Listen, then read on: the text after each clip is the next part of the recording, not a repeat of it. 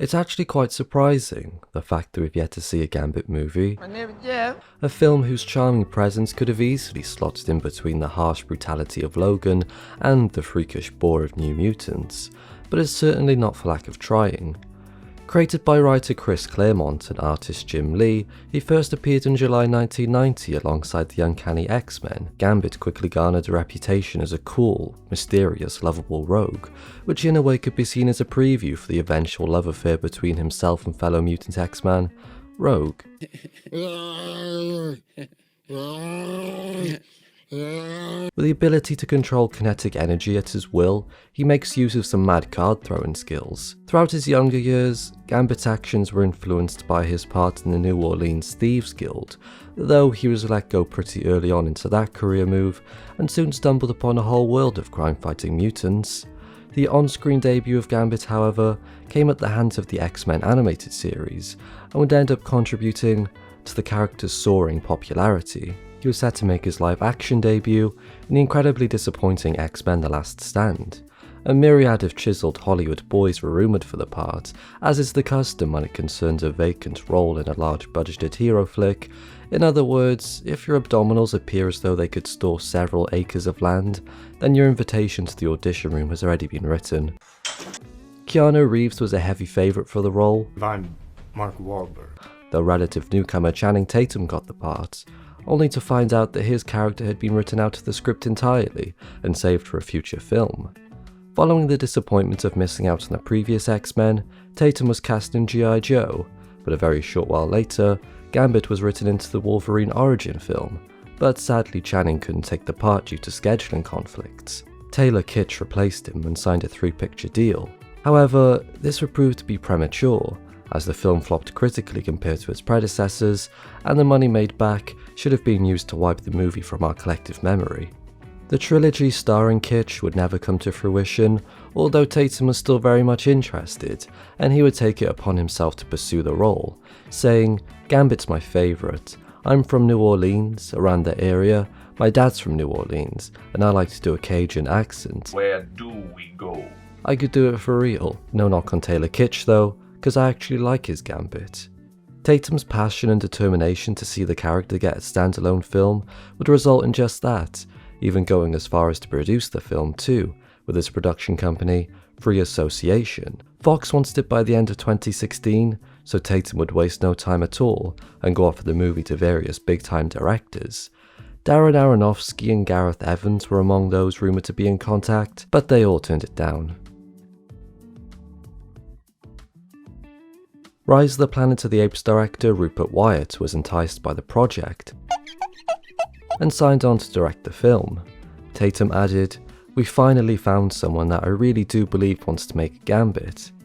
Next, it was time to prepare for the role, with his Free Association co-partner, Reed Carolyn, providing Tatum with an old contact, magician David Kwong.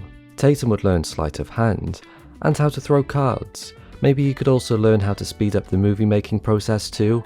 We have a deadline here, bitch. The overall tone of the film would have been a drastic departure from the monstrously high stakes of earlier X-Men outings, with producers looking to go for a mobsters and thieves rather than end-of-the-world type flick. But Fox were adamant on spectacle and making Gambit the next big hero, something akin to the huge success of Wolverine. Though with a budget of nearly $160 million, a spectacle was guaranteed. Other casting choices discussed around this time concerned the female lead, primarily Belladonna, a mutant who shares quite a bit of history with our old pal Gambit. As children, they were part of rival guilds and later forced to marry in an attempt to quell aggression. It didn't go as planned, though their lives would remain interconnected throughout future comics. Léa Seydoux was cast as Belladonna. Director Rupert Wyatt would sadly ditch Gambit, revealing later on that he was prevented by higher-ups at Fox from rewriting the script. He was rather set on a slightly different version of the film, feeling that certain scenes needed to be altered in order to work with what he saw as a limited budget. But the production company said, "Hands off, freak," and hired Doug Liman instead to work on an already existing screenplay alongside Channing Tatum and longtime X-Men writer/producer Simon Kinberg, who said that Gambit will have its own different flavour and tone to it. It will be more like a heist movie and a sexy thriller in a way. Lyman would soon depart after growing impatient with the time it was taking to develop Gambit's story, opting to direct The Wall instead, starring John Cena. I mean, it would take an incredibly talented director to work with an invisible actor, but in all honesty, I'd say his face is more suited for radio.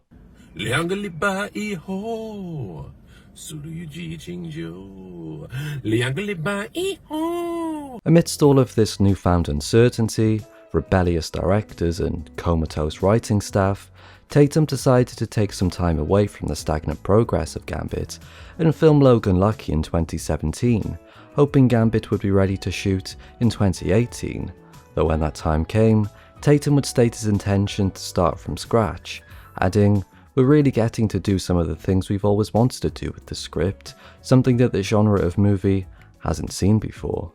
Lizzie Kaplan was now rumoured for the female lead. I'm not quite sure what happened with Léa Seydoux, but a role opposite Tatum simply wasn't on the cards. Gore Verbinski joined production, then left due to scheduling conflicts. I mean, you really should have checked your schedule before joining a multi-million-dollar movie, Mr. Gore. Get this, India Gardner returned home from work to find her entire porch had been stolen, including the steps. With the release date pushed back to March 2020, they had plenty of time to amend the screenplay and find a new director.